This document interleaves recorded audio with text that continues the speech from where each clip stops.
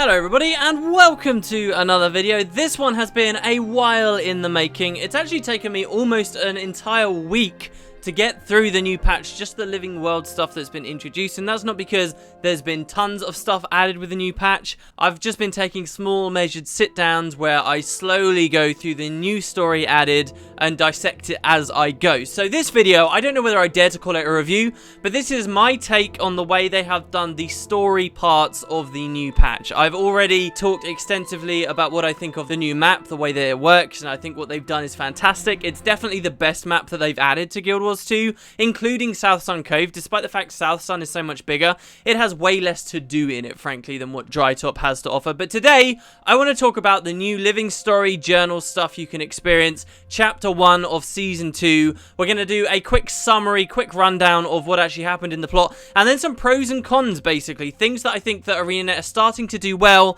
and the things that they're still really dragging their feet with and are bringing the living world down.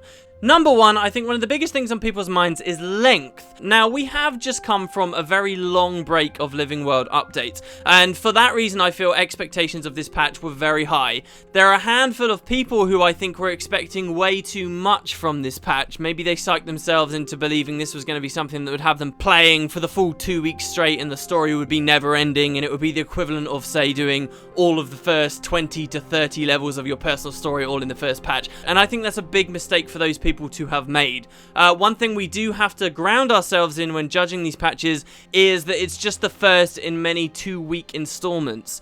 Yeah, we were expecting a big explosive opening, but I think they also have to put out a patch that they can show they can consistently do throughout the season. There's no point in doing something absolutely enormous for the first patch, release the first 4 months worth of work or whatever, and then have crap all for the future patches coming out. What I think they've done here is give us a measured amount of story that with any luck they'll be maintaining for all future patches going forward. That remains to be seen, but that's kind of my stance on it right now. I'm not going to judge the length, and for what it's worth, this is still the longest story we've ever had. I would say for me, someone who plays kind of slowly, tries to look at as much as I can, savor what I can, I'd say I played for at least an hour and a half to 2 hours of purely just the story stuff, not including anything to do with a new map or any of the new rewards that have been implemented, not including any of the optional achievements that are out there, and I think that's really solid. Even when you look at some of the longer patches from before, say when we had the Queen's Jubilee, I tend to remember as a longer patch to play through, or maybe the Tower of Nightmares,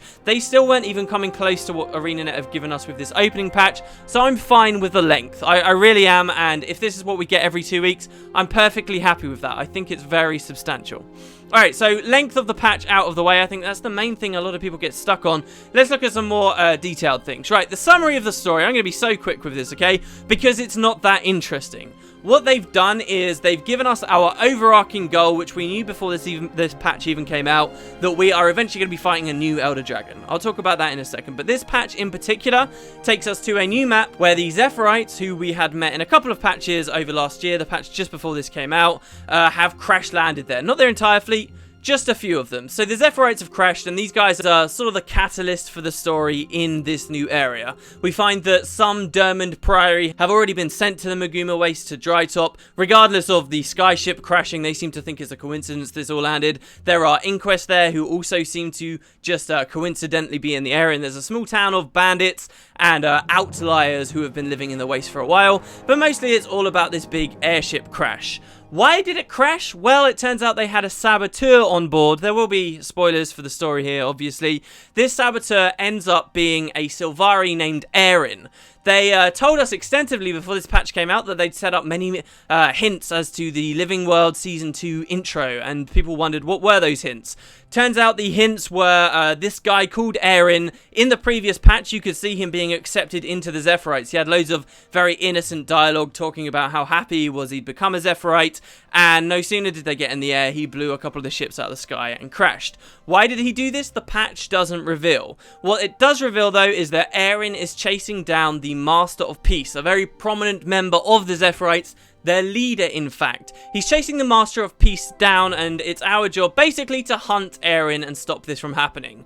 Eren, a lot of people are criticizing this story as basically being a Scarlet 2.0, and I can absolutely see what people are saying there. However, it should be expected. Any of you who have been looking even remotely into the story, into the understanding that Morgemoth had corrupted one Sylvari Scarlet, it kind of goes without saying that eventually Morgemoth is going to corrupt another, right? If his first minion's now dead, Scarlet's out of the picture, surely he's going to be looking to broaden his horizons and find other Sylvari.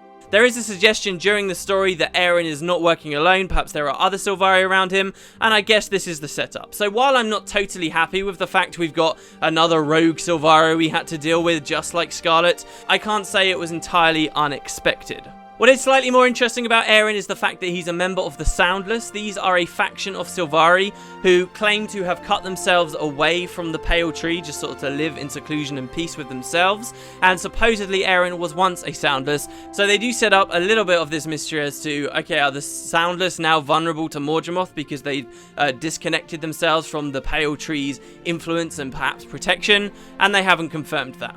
The story then wraps up with us returning to the mining town Prosperity in the new map, only to find that the real Scarlet had actually lived there once while she was very young when she was starting her research. We break into her old house and we find some paraphernalia about Scarlet lying around the place before everyone gets bored except Timey, who sticks about to do some research. We find out that Scarlet had been asking the miners to dig, and she thought there was a ley line nearby, but when the miners struck it, they began to dig around it instead. The miners theorized that Scarlet went in alone, and that's where the patch ends, with us basically trying to refollow in Scarlet's footsteps. It's not the most interesting story in the world to me. And again, this doesn't really surprise me because the overall setup for Season 2, this idea that yes, we're going into new areas and mechanically and gameplay-wise I can be very enthused about it, but the idea that the story is basically all just going to culminate in another Elder Dragon after I still have a particularly sour taste about the way they handled the first Elder Dragon, Zaitan, in the personal story, I start off at a bit of a negative disposition. To me, the way that the living world going forward has to redeem itself and get me really invested is through the characters and the mini stories that the devs set up as the arc goes along. Yes, we can say, okay, we're at point A right now. Our ultimate goal is to get to point Z, which is the death of Morgemoth. To me, it's all about those little points in between. What happens at point B, point C, point D? I have to get invested in those small arcs. The devs need to set up interesting mysteries and set up interesting conflicts therein. So did they do that with this patch? A little. I think ArenaNet have always struggled with setting up mysteries. That's never been a strong suit of theirs.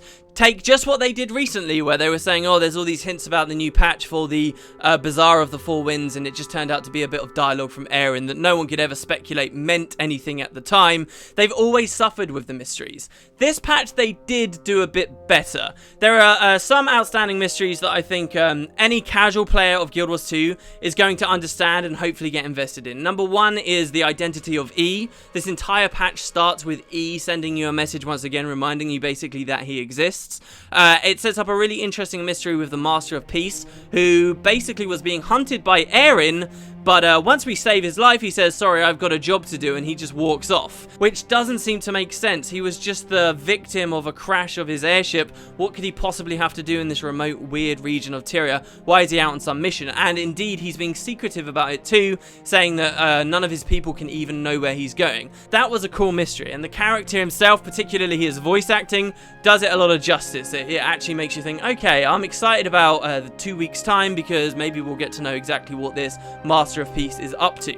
They introduced, of course, Eren, and supposedly it's a mystery right now why he went rogue and tried to kill the Master of Peace. I think that's really transparent, too transparent to be interesting to me. It's clearly just, oh look, he's under the influence of Morgemoth again. Maybe I'll end up eating my words there, but it seems rather boring and predictable to me, so that's not a great mystery. At least the connection to the Soundless does fuel a bit of speculation. I think I've come to quite a logical conclusion about why the Soundless are involved, namely this idea that that makes them more vulnerable to Morgemoth because they're disconnected from the pale tree, but at least that is something of a mystery people can start talking about and deducing for themselves. So that was kind of interesting, and so was the idea that Aaron's not alone. There is one moment in the story where they seem to suggest, yes, he's gone rogue, but he's leaving notes or communique for other people just like him, that lots of people wanted the Master of Peace. And of course, the other question, why do they want the Master of Peace, which is obviously tied to where the Master of Peace is currently going to.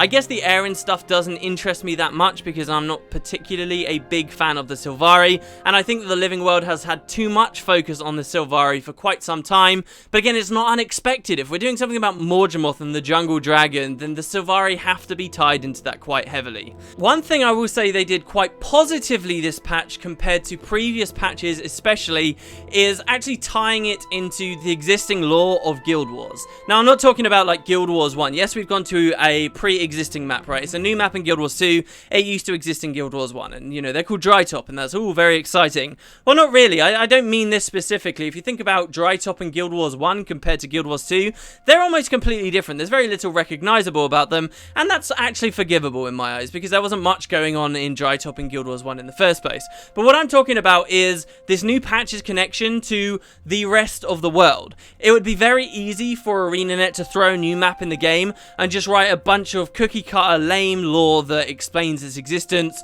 just like they did with South Sun Cove. And yeah, there was some impact from the rest of the Guild Wars 2's lore and universe on South Sun, but it felt very separate, very abrupt, and really poorly done. This patch, it's still not as good as I want it to be, but they do a lot to make you feel like you're still playing Guild Wars 2. There is story to do with the Seraph in the area. There are thorough explanations about the people who live in the town and why they're no longer living in Divinity's Reach, and you can hear them talking about it. There are inquests in the area, which geographically would make sense, and throughout the story you do continue to get information about other areas of the world. Lady Casimir, quite early on in the plot, gives you all this extra lore that you don't even need to know about if you don't want to, about what it means to be a part of the nobility almost in Divinity's Reach, what it means to be a lady, what it means to have that title lady stripped from you. That's like Divinity's Reach politics, and here we are in the entrance to Drytop learning about it. That was done really well. There's more things too. When you go and find Scarlet's early lab, you hear her speculating, oh, what if I could make some kind of a mobile waypoint, a mobile Asuran waypoint? And this is actually a nod back to Season 1 stuff where she was teleporting around all over the place. And that was bizarre and alien to us as players when we were first seeing it. I personally came out with all these crazy theories, oh, is this time travel, stuff like that. The devs ended up just brushing it off, but here they are actually giving us some elaboration. There are even there's like an Easter egg image thing that is supposedly a metaphorical depiction of the world with the pale tree at its center, but it looks just like a map in the Domain of Anguish. Maybe this is something of a mystery that they're setting up, but at least it makes you think of other Guild Wars based stuff in this new area. It was handled so much better than South Sun Cove was. I can't even begin to express my gratitude. Moving on from a pro, let's go for another corner, another place I think that they are dragging their heels. This story is still cheesy. There's a lot about the characters that are starting to come into their own. They took the effort of having some characters coughing in the dust, for example. They had Timey almost tripping over Rox's tail at one point. You know, a bit of flavour about these characters that helps to distinguish them somewhat. But a lot of the dialogue itself is still cheesy and makes it really hard for me to become invested in them and invested in the greater story when I keep hearing stuff like, Scarlet was only the tip of the iceberg. I think they say that twice in this story. The devs still need to get a grip on that. I don't know whether it's bad writing in the first place, bad direction, or just voice actors that they can't curtail into delivering them convincingly, but this is a continuing problem from the Living World, and I think that's going to really ruin the experience for some people. I don't want to feel like I'm playing a cartoon. Even if your overall story is, hey, we're good guys, we're going to go beat the big bad dragon, sounds like it's a cartoon, you can at least make the implementation something much more likable to me, and appreciate not everyone playing your game is like a 14-year-old kid that's really going to enjoy that kind of stuff. I think they are still struggling, and I attribute one of the biggest reasons to this, why it feels like we're sort of playing through a cartoon almost, is that the characters don't have much room to breathe, right? They've been slammed into this group, this Destiny's Edge 2.0 kind of group,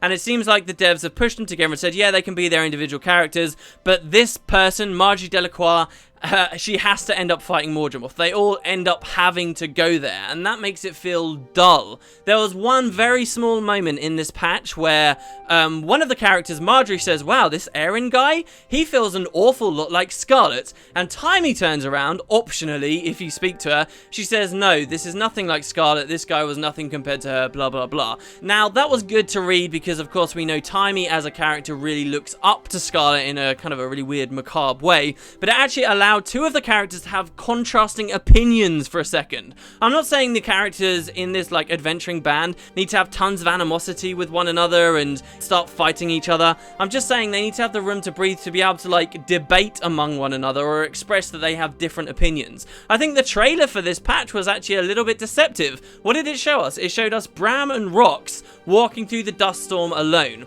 Why did this excite me? Yes, it was a cinematic shot, but it also suggested that the living world was going to split these characters up in some kind of meaningful way. There'd be a fundamental disagreement between them, so they'd go off and do their own things, and this would result in interesting situations. That's just not happening here. The second I read that dialogue from Timey, it made me realize what a big impact that would have on this story that they're just completely missing out on. I hope in future patches there is some more dynamics between these people and how they've come together beyond just gameplay mechanics. Like, for example, in this patch there is a time where they do split up, but why? Just to give you an excuse to hang out with three different characters in different stories. There's no like discussion between any of them, and it's just a bit lame. For what it's worth, talking about the characters, I do think they've looked into them a little bit more closely. It's like I said, they have added small bits of flavour here that do make them seem more believable. The tripping over the tail, the coughing, the fact that Lady Casimir as a mesmer is at one point very easily able to spot a man who's lying. Even after he dies, she says, oh, look, I know he just died and you're not meant to talk bad about the dead, but I think this guy was lying. Why was she able to do that? Because she's a mesmer. That was cool. And even through the gameplay mechanics, I think it's a bit cheap what they're doing, but having Casimir constantly creating portals and teleporting around to aid in your traveling of the train is strong. They're giving the characters things to do, which really solves two problems. One, it makes you appreciate them as characters more, and two, it stops you a bit feeling like you're just the hero that's dragging them all around, and in the end they end up getting all the credit. You know, you're a team, you're a part of that team. There are some situations where you as the player are relying on them, and others where they're relying on you. There were a lot of small moments like that which made it feel like they were getting to grips with who these people are, and I can get a bit more invested in them for that. So that's a pro, at least. Alright, enough about, like, overall story. What about the way that the gameplay was handled? I think the idea of using the story journal, which is now in the game, is fantastic. This is a huge step up. Not only do I believe this has allowed the story stuff in the patch to be a lot longer, but it's allowed them to do many more interesting things with the patch too. It's fantastic to actually have your little instances again. It's great to be able to finish a section of chapter 1 and hear that old familiar personal story completion thing with the actual rewards coming up on the screen, to see a log of everything you're doing written out for you that you can review, to see the stars clearly marked out on your map where you want to go instead of having to bury your way through achievements. It is a joy. The story journal is fantastic. There's a lot of depth there, and when you really look through, once you've completed everything and you browse all of that stuff you've gone through, there's a lot of text that they've given you so that you can always keep up to date with the story, even if you did only play for 2 hours and then put the game down for 14 days and then you picked it back up. While the Living World Journal feels a lot like Personal Story, they are actually doing some things better than the Personal Story ever did. For example, Personal Story, one of my biggest gripes with the Personal Story was the fact that it was very rare for you to have things to do in regular Tyria for the Personal Story. Personal Story was always follow green star, enter instance, complete instance, follow green star, new instance, complete this instance, follow green star, and so on and so on. It was just a bunch of chained together instances. I've talked about this recently on my channel, and you will notice that in this patch, they avoid that. Yes, you might have an instance at some point, but they don't overuse them. They don't use them unnecessarily. Yes, you'll complete the instance to open your way into Drytop, but then what are you doing? You're speaking to regular NPCs in the map to learn about Drytop, and then you're traversing the map in the overworld with all the other players around you, with the meta events rolling on, the sandstorms potentially rolling on, climbing your way through the wreckage, learning how the crystals work, and none of that is in instances. That's really strong. It makes the experience feel a lot more seamless. It allows you to explore the map at a better pace than just constantly hiding you away from everyone else so they can do specific, like, characters characters, even though they might die later in the story and so forth. That was really good, and I'm hoping to see a lot more of it. That said, there are still a lot of problems with this that existed in the personal story too. Roleplay options. Now, in many ways, this isn't the kind of thing that I would usually care about, but I'm beginning to appreciate how much I miss it in this game. Now, don't get me wrong, the patch does do some positive things in this direction. When you start the patch, if you finish the personal story, they will call you Commander, and they will note that you haven't commanded for a little while, but that the Pact may need our help at some point. When I, as an Asura, was talking to Timey towards the end, she was talking about how I had done fantastic research when I won the SNAF prize right at the start of my personal story, and even though I hadn't done research in a while, she was happy about it. That's good. They're actually starting to reference our characters and what we've done before. That side of the RPG stuff is fine, but there is still very little option for us to branch. I did notice at the very start of this, in the story journal, there was one brief moment where it gave us optional objectives. This is a thing in Gw2. There are even sometimes dynamic events with optional objectives, would you believe it? But they barely ever use it. The optional objectives for this patch was basically, okay, you finished everything. If you want, you can go talk to the other NPCs in the area, but it's just for a bit of exposition, otherwise you can leave. That was all we really got of optional objectives, and it's had me thinking for a while, why aren't these used more? Why don't I get more opportunity as a player to do different things?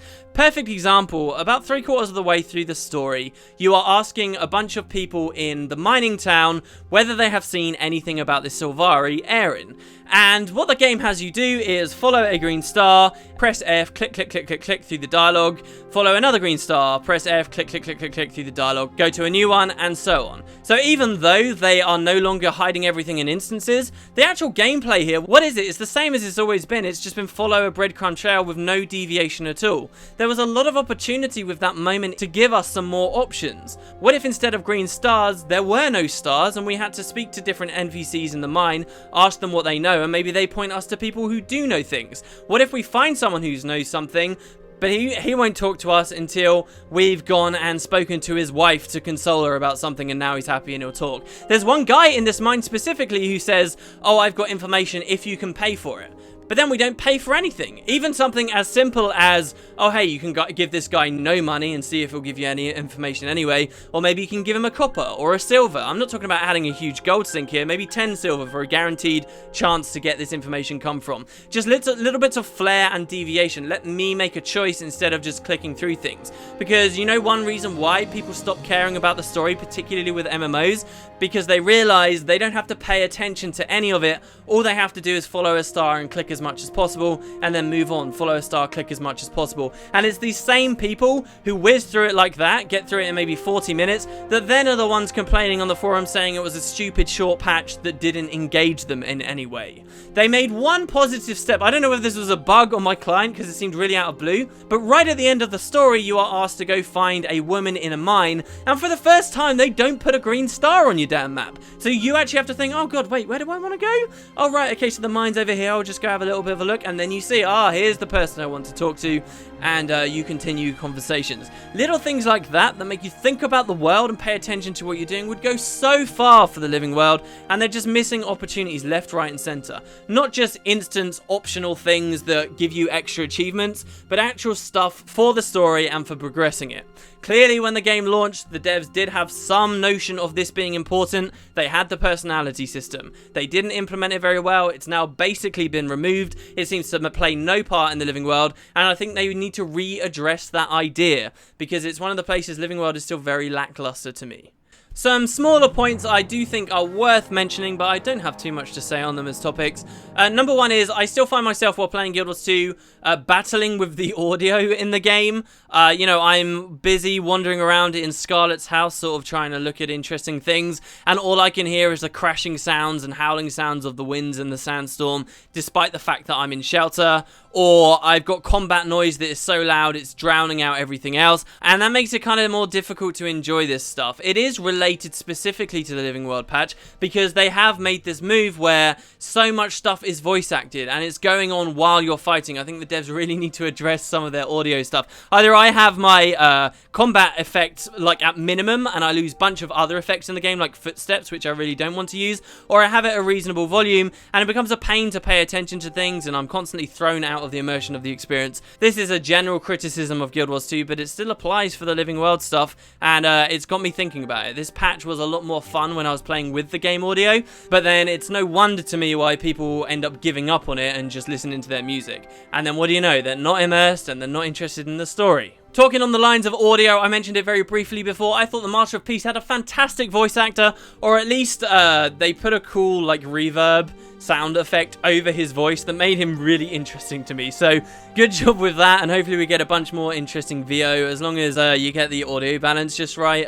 It is a joy, and for one of those rare occasions, I'm actually an advocate for them having done all this voice acting instead of, you know, just typing out heaps of lore for us. One thing, not story related, but totally related to the new patch, I think damage balance in the new patch is really strong. If you've been watching the footage, you'll notice I've been dying a lot. That's good to me, you know. I'm not playing perfectly at all, and I'm being punished for it. Why? Because I'm in complete Zerk's glass cannon gear.